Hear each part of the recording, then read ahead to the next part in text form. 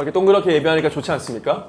서로 볼 수도 있고 또 이렇게 저도 앉아서 할 수 있어서 정말 네, 감사합니다. 우리 함께 오늘 말씀 같이 보고 싶은데요. 고린도후서 말씀입니다. 한 절씩 여러분들과 제가 봉독했으면 좋겠는데 우리 앞에 자막이 준비되어 있으니까요. 우리 한번 여기 성비가 괜찮은 것 같은데 우리 남자가 11절, 우리 자매분께서 12절 이렇게 한번 번갈아가면서 같이 읽어볼까요? 자, 우리 형제님들 먼저 시작. 우리는 주의 두려우심을 알고 사람들을 분별하거니와 우리가 하나님 앞에 알려졌으니 또 너희의 양심에도 알려지기를 바란다.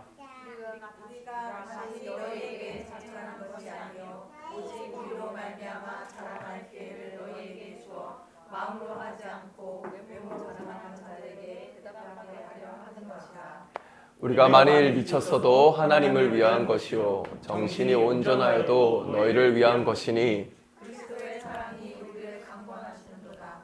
우리가 생각하는데 한 사람이 모든 사람을 대신하여 죽었은즉 모든 사람이 죽은 것이라. 그가 모든 사람을 대신하여 죽으심은 살아있는 자들로 하여금 다시는 그들 자신을 위하여 살지 않고 오직 그들을 대신하여 죽었다가 다시 살아나시는 이를 위하여 살게 하려. 우리는 이제부터는 어떤 사람도 육신을 따라 알지 아니하노라. 비록 우리가 그리스도를 육신을 따라 알았으나 이제부터는 그같이 알지 아니하노라. 그런즉 누구든지 그리스도 안에 있으면 새로운 피조물이라. 이전 것은 지나갔으니 보라 새 것이 되었도다. 모든 것이 하나님께로서 났으며 그가 그리스도로 말미암아 우리를 자기와 화목하게 하시고 또 우리에게 화목하게 하는 직분을 주셨으니 곧 하나님께서 그리스도 안에 계시사 세상을 자기가 화목하게 하시며 그들의 죄를 그들에게 돌리지 아니하시고 화목하게 하는 말씀을 우리에게 부탁하셨느니라. 그러므로 우리는 그리스도를 대신하여 사신이 되어 하나님을 우리를 통하여 너희를 권면하신 것 같이 그리스도를 대신하여 간청하노니 너희는 하나님과 화목하라. 아멘. 아멘. 우리 옆에 계신 분과 이렇게 한번 인사해 볼까요? 당신의 정체성을 회복하십시오. 당신의 정체성을 회복하세요. 우리가 오늘 말씀을 나누는 가운데 정말 우리 진정한 정체성을 회복하고 그리고 어떻게 우리가 살아가야 될지 다시 한번 우리의 삶과 이 세상을 바라볼 수 있기를 소망합니다. 우리는 새로운 시작이라는 주제로 지금 5주 동안 말씀을 나누고 있습니다. 첫 번째는 주어의 교체. 우리의 주어를 하나님께 돌려드려야 한다는 걸 나눴고 지난주에는 뭐였죠? 아유 전사님 잘하시네요. 네, 혼돈 가운데, 혼돈 위에서도 여전히 말씀하시는 하나님에 대해서 우리가 나눴고 이제 세 번째, 우리가 이제 새로운 피조물이라는 것을 오늘 본문에서 이야기하는데 이미 그리고 이제라는 제목을 가지고 좀 말씀을 나눠볼까 합니다. 여러분, 새로운 시작은 어떠한 환경의 변화가 아니라 해석의 기준에서 그 변화가 시작됩니다. 사람이 어떠한 가치관을 가지고 사는지가 정말 중요한 것 같아요. 왜냐하면 그 가치관을 가지고 이 세상을 우리가 바라보게 되기 때문입니다. 그리스도인들이 세상에 소통하고 또 살아갈 때에 가장 부딪히는 부분이 저는 가치관의 차이 같아요. 어떠한 것에 우리 가치를 두는가가 세상이 두는 가치와 우리 그리스도인이 두는 가치가 너무 다르기 때문에 거기에서 오는 이 부딪힘이 분명히 있습니다. 그리고 이게 실제로 삶에 너무 맞물려 있잖아요. 왜냐면 우리가 그냥 믿음이다 라고 얘기하고 좀 abstract한 느낌이 아니라 이건 명확하게 삶에서 모호한 게 아니라 실제적인 부분이기 때문에 사실 더 많이 부딪히게 되고 어려운 것 같습니다. 그러면 가치관의 차이는 왜 생기는 걸까요? 세상에서는 먼저 세계관에 따라서 자기의 정체성을 규정하고 그리고 그거에 따라서 가치관을 찾는 것 같아요. 이 세상이 무엇이고 어떻게 존재하냐에 따라서 나의 정체성이 결정되고 그리고 그걸로 어떠한 것에 더 좋은 가치를 둘지를 해석하는 것 같습니다. 하지만 그리스도인들은 정반대인 것 같아요. 우리는 우리의 정체성이 무엇인지를 먼저 확정하고 그 다음에 우리가 이 세상을 바라보고 그리고 그 가운데에서 가치관이 형성됩니다. 세상이 이 부분에서 굉장히 어려워하는 것 같아요. 왜냐하면은 우리가 왜 존재하는지 그리고 우리가 진정으로 누구인지는 이 근원, 정체성의 근원 자체를 세상에서 다루기 너무 어려워하는 것 같아요. 여러분, 정체성이 흔들리지 않습니까? 그러면은 세계관과 가치관이 동시에 흔들리게 됩니다. 성경에서는 명확하게 우리의 정체성을 이야기하고 있어요. 어떻게 얘기합니까? 너희는 택하신 족속이다라고 이야기하고 그리스도 안에 있다고 이야기하고 새로운 창조물이라고 이야기를 합니다. 재밌는 것은 먼저 우리의 신분을 선언해요. 우리의 정체성을 알려주고 그리고 삶에서 우리가 어떻게 살아가야 할지 가치관을 완전히 바꾸어 주시는 분입니다. 예를 들어 볼까요? 너희는 빛이다. 그러니까 어떻게 해야 돼요? 빛으로 빛의 자녀처럼 살아라. 먼저 규정해 주십니다. 우리가 누구인지를. 오늘 함께 읽은 고린도 후서에서 바울은 우리에게 새로운 창조물이다. 우리 새로운 피조물이라고 선언합니다. 하나님께서는 모든 바울 서신도 그렇지만 우리가 먼저 신학적으로나 정체성으로나 먼저 우리가 어떠한 사람들이고 어떠한지를 먼저 얘기해주고 그 다음에 후반부에 우리가 어떻게 살아야 할지를 늘 얘기해 주시는 것 같아요. 고린도 후서에서도 지금 보면은 개론을 좀 먼저 나눠야 될 것 같은데 바울에 대한 의심에 변증하는 사실 편지입니다. 고린도 교회에서 바울의 사도성의 정당함에 대한 퀘스천을 계속 했어요. 왜냐하면 몸도 약할 것 같고 뭔가 말도 잘하는 것 같지 않고 삶의 고난도 너무 많고 너 진짜 예수님을 실제로 뵙고 같이 따랐던 제자도 아닌데 당신이 정말 진정한 사도가 맞느냐? 라는 질문이 고린도서에 생기는 거죠. 그래서 그거에 대해서 이제 반론을 하는 이제 고린도 후서의 흐름이 고난에 대해서, 연약함에 대해서 그게 깨진 질그릇으로 가면서 그리고 그 안에 오히려 깨져 있는 그 질그릇 안에 하나님의 영광이 담겨 있음을 고린도서 4장부터 바울이 계속해서 피력을 합니다. 재밌는 것은 고린도서 4장에서 이것을 피력하면서 그 하나님의 영광이 어떤 완성된 그릇에 있다라고 이야기하지 않고 깨진 질그릇에 있다라고 이야기를 하는 거예요. 고린도후서 4장 7절 한번 같이 한번 읽어볼 텐데요. 여기 써 있습니다. 읽어보겠습니다. 시작. 우리가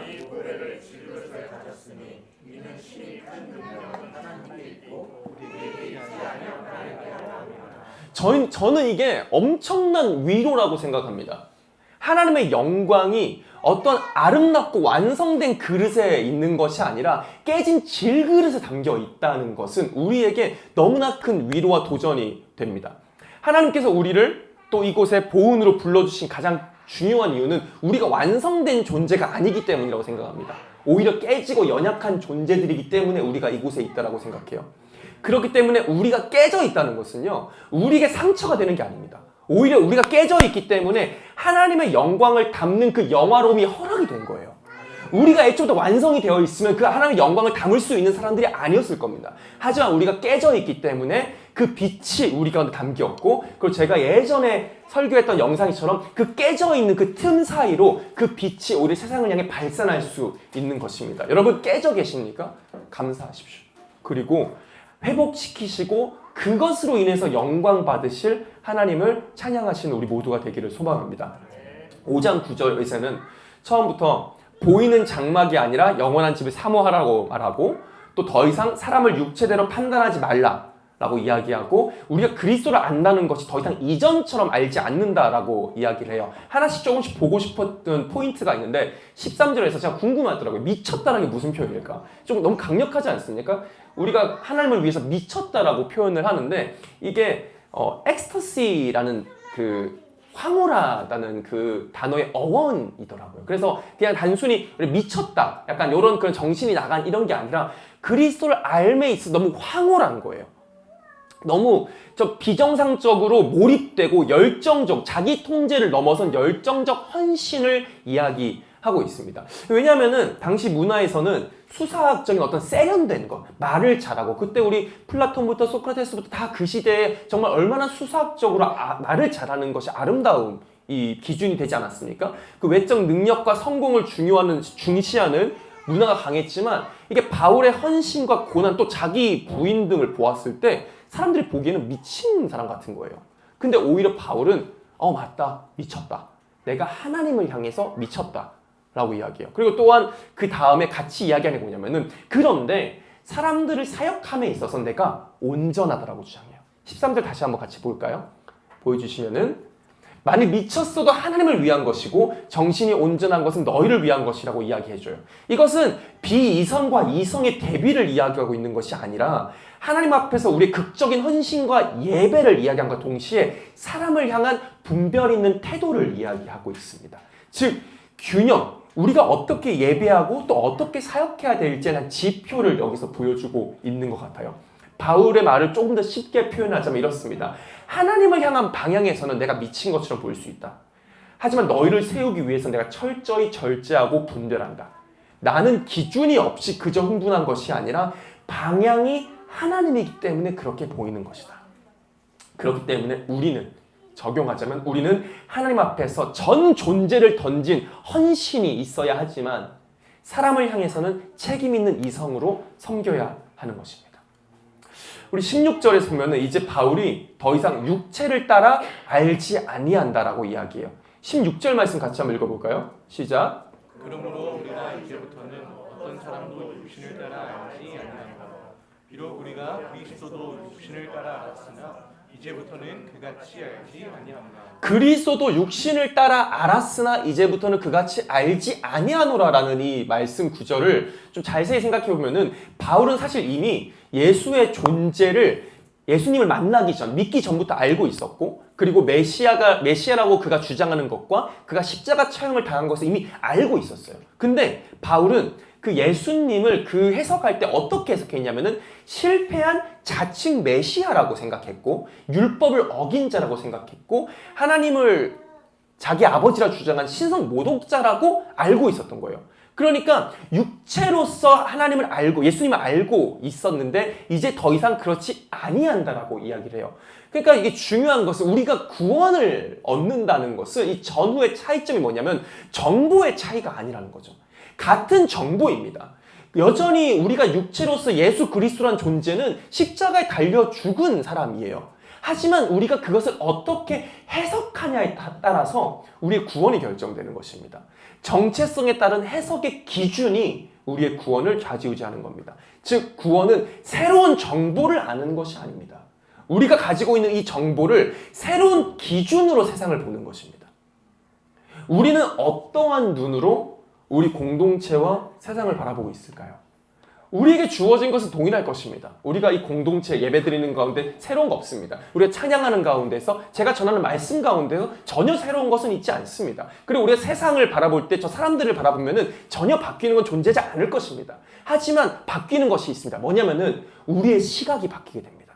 우리가 더 이상 육체로서 예수 그리스도를 알지 아니함처럼 이제 우리는 세상을 바라볼 때 더 이상 육체로서 세상을 바라보지 아니하고 새로운 시각으로서 저들을 바라보고 이 땅을 바라봐야 하는 것입니다. 그리스도인은 사람과 예수 그리스도를 더 이상 세상 기준으로 해석하지 않습니다.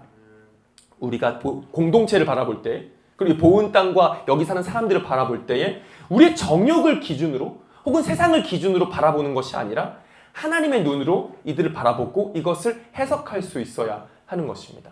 그리고 17절에서 바울은 선언합니다. 우리는 새롭게 창조된 새로운 피조물이다. 중요한 것은 새로운 피조물이라는 것은 우리를 하나님께서 고쳐 쓰고 계시다는 게 아니란 겁니다. 하나님은 우리를 고쳐 쓰시는 분이 아니라 이미 새롭게 창조하셨다는 사실이 정말 중요합니다. 왜냐하면 이거는 조금 내가 더 옛날보다 나아진 사람이 되는 문제가 아닌 것입니다. 완전히 질적으로 달라진 새 것이 되는 것입니다. 만약에 하나님께서 우리의 성격을 조금 다듬고 우리 갖고 있는 문제를 조금 고치고 우리 부족함을 조금 보완해 나가는 분이라면 우리는 엄청난 질문과 부담감이 생길 수밖에 없습니다. 이 정도면 충분할까? 나 또 실패하면 어떡하지? 나 원래 이거밖에 안 되는 사람인데? 이런 엄청난 부담감이 우리에게 주어질 수밖에 없는데 새 창조는 그런 과거의 권세를 끊어버리는 선언입니다. 하나님께서는 망가졌던 원죄를 가지고 있는 사람을 그대로 고쳐서 쓰시는 분이 아니라 끝나버린 나를 끝내버리시고 새로운 나로 시작하시는 분이십니다. 그래서 새 창조의 신앙은 우리가 보통 하는 이 회개를 다르게 해석해냅니다. 예를 들어서 나는 다시 회복해야 돼. 나는 삶을 고쳐야 해가 아니라 나는 이렇게 살려고 창조된 존재가 아니라는 것을 인식하는 게, 인지하는 게 회개인 것입니다. 자기 혐오, 자기 포기 등을 하는 것이 아니라 정체성을 회복하는 것이 진정한 회개인 것입니다. 그러니까 회개는 나를 미워하는 게 아닙니다. 나 또 실수했어, 나 또 실패했어, 주님 저 망가졌어라고 자책하는 걸로 끝나는 것이 회개가 아닙니다. 그건 후회죠. 회개는 하나님이 지으신 새로운 창조물인 나를 받아들이는 것입니다. 신앙은 더 나은 내가 되는 것이 아니라 전혀 다른 내가 되는 것입니다. 그리고 이제 새로운 창조물, 새로운 내가 되어서 우리가 행해야 할 책임이 아직 남아 있습니다. 그래서 오늘 제목이 뭐죠? 이미 그리고 이제. 우리는 이미 새로운 창조물입니다. 이전 것은 지나갔으니 보라 새 것이 되었노라. 근데 우리가 얼마나 많은 부분에서 이전 것에 집착하고 있습니까? 여전히 예전에 내가 이랬기 때문에, 예전에 나의 저질렀던 수많은 실수들, 내가 저지른 수많은 죄들 때문에 새로운 나라고 이미 선언하셨음에도 불구하고 우리는 그 예전 것에 잡혀서 주님 저 또 넘어졌어요. 나 또 실패했어요를 반복하고 있는 것입니다. 제가 차장팀 세미나를 가거나 다양한 분들이 질문할 때 가장 중요하게 여기는 뭐냐면은 실수나 실패에 대해서 책망하는 게 아니라 그것이 더 나은 방향으로 진행할 수 있도록 어떻게 무엇을 해야 될까를 바라보라고 이야기하거든요. 같은 맥락인 것 같아요. 우리가 과거에 잘못했던 것들을 계속해서 주시하면은 그것에 매몰될 수밖에 없어요.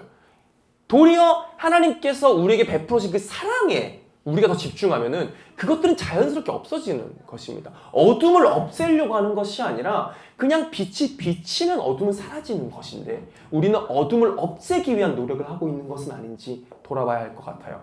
이미 그리고 이제 우리는 그럼 이제 어떻게 새로운 창조물로서 살아야 하는가? 18절부터 20절까지 하나님께서 그리스도를 통해서 세상과 화목함을 이루셨고 또 우리에게 화목해야 하는 직분을 주셨다라고 이야기해요. 이 단어의 뜻은 화목이라는 이 화해라는 뜻은 적대적 관계가 평화를 이루고 단절된 관계가 회복되는, 그러니까 감정 조절이나 조금씩 양보하는 정도로서의 화해가 아니라 객관적으로 온전히 완전히 변한 관계 상태를 의미합니다. 그리고 뭐라고 이야기하냐면 그 역할을 우리에게 부여하심으로 너희들은 이제 그리스도를 대신하여 사신이 돼요. 사절단이 되는 거죠. 이제 이것은 공식적으로 파견된 외교 사절이라는 단어입니다. 그러니까 중요한 것이 뭐냐면은 사신의 특징이 뭘까요? 사절의 특징이 뭘까요? 중요한 것은 개인 의견을 말하면 안 됩니다. 명확하게 보내신 사람의 의견을 말해야 되는 사람이고 자기가 그 메시지를 바꿀 수가 없어요. 그 또 한 가지 중요한 것은 사신은 나의 권위로 이야기하는 것이 아니라 나를 보낸 사람의 권위로 이야기하는 사람입니다. 그를 대신해서 이야기하는 사람들인 것입니다. 우리가 이 땅에서 살아야 하는 모습은 바로 이 모습인 것 같아요. 너무나 큰 도전인 것 같고 너무나 어려운 도전이 될 수 있겠지만 이미 새로운 창조물인 우리는 그리스도를 대신하는 사신들입니다. 그리고 이제 우리는 세상을 그리스도와 화목해 하도록 보내심을 받은 자들입니다. 이미 그리고 이제 이미 우리 삶에 하나님께서 일하셨습니다. 그리고 이제 우리도 하나님을 위해 일해야 하는 때입니다. 말씀을 정리하겠습니다. 해석의 기준을 먼저 바꿔야 합니다. 이 땅을 문제의 땅이 아니라 하나님의 시선이 머무는 땅으로 해석해야 되고요. 사람을 소비의 대상으로 보는 것이 아니라 이미 하나님께서 그를 통해 일하고 계신 것으로 그를 하나님의 형상으로 그 존재를 해석해내야 합니다. 그리고 결과보다 방향을 지켜야 합니다. 성공보다 방향을 선택하는 자들이 되어야 합니다. 빨라 보이는 길이 중요한 것이 아닙니다. 하나님을 향한 길을 선택해야 합니다. 이 공동체를 평가할 때 숫자와 성과로 평가하면 안 됩니다. 작아 보여도 여전히 하나님을 향한 방향을 유지해야 합니다. 그리고 우리는 하나님 앞에서는 미친 것 같은 헌신을 보여내야 합니다. 하지만 또한 사람에 대해서는 책임감을 가져야 합니다. 예배는 타협할 수 없습니다. 우리 삶에 진행되는 이 모든 예배는 타협하면 안 됩니다. 하지만 또한 그 삶과 관계는 우리가 책임 있게 감당해야 합니다. 그리고 우리는 고쳐 쓰이는 존재가 아니라 새 창조로 살아가야 합니다. 실패했을 때에 다시 잘해야지, 다시 노력해야지가 아니라 나는 어떤 존재로 창조된 사람인가를 다시 물어야 합니다. 그리고 죄책감보다는 나의 정체성을 먼저 회복해내야 합니다. 그리고 서로를 정죄하는 것이 아니라 서로의 정체성을 다시 한번 일깨워주는 공동체여야 할 것입니다. 우리가 이것들을 가지고 같이 한번 기도로 나아갔으면 좋겠습니다. 첫 번째 기도할 것은 주님, 우리의 해석의 기준을 바꿔주십시오. 우리의 주어가 하나님께 돌아가는 것처럼 우리의 기준 또한 바뀌어야 할 것입니다. 로마서에서 이렇게 말씀합니다. 이 세대를 본받지 않고 오직 마음을 새롭게 함으로 변화를 받아 하나님이 선하고 기뻐하신 그 온전하신 뜻이 무엇인지 분별하도록 하라. 문제가 달라지기 이전에 우리의 해석이 먼저 달라져야 합니다. 우리 이렇게 기도합시다. 하나님, 우리가 그동안 세상의 기준으로 사람을 판단하고 상황을 해석하고 이 땅을 바라보았음을 고백합니다. 성공과 실패, 크고 작음, 빠르고 느림, 그러한 것이 문제가 아니라 하나님의 시선으로 다시 바라볼 수 있도록 하여 주십시오. 이 보은 땅을 문제의 땅으로 보는 것이 아니라 하나님의 시선이 머무는 땅으로 보게 하시고, 사람을 소비의 대상으로 보는 것이 아니라 하나님이 이미 일하고 계신 그 존재로 보게 해주십시오. 우리의 눈을 바꾸어 주십시오. 우리가 다시 한번 해석할 수 있게 우리의 기준을 바꾸어 주십시오라고 이 시간 주님 한번 부르짖고 같이 주님, 우리의 해석 기준을 바꾸어 주십시오라고 기도를 하시고 나가겠습니다. 이렇게 기도합시다. 주님,